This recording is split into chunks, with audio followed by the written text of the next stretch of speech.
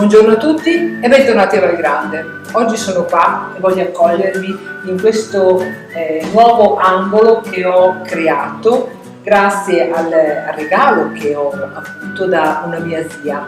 Sapete che io amo portarmi nelle mie stanze, nei miei locali, mobili ed oggetti che ricordano un po' il passato della mia famiglia, e questo l'ho potuto creare grazie alle poltroncine che una mia zia mi ha regalato.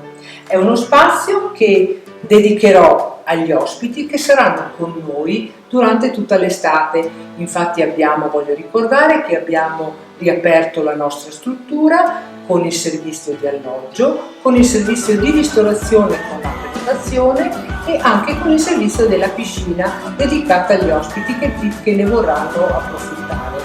Voglio però anche ricordare che il menù per questo fine settimana, che prevede le preparazioni classiche dell'estate a base di verdure del nostro orto.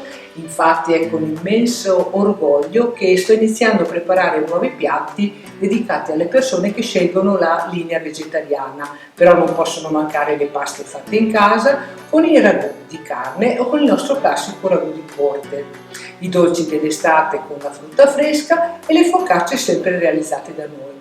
Quindi se siete curiosi di assaggiare le nuove proposte estive e di poter passare una serata in tranquillità e nel relax della nostra azienda, vi invito a continuare a seguirci nelle pagine dei nostri social o attraverso i contatti che troverete nel nostro sito. Vi aspetto anche per questo fine settimana. Ciao!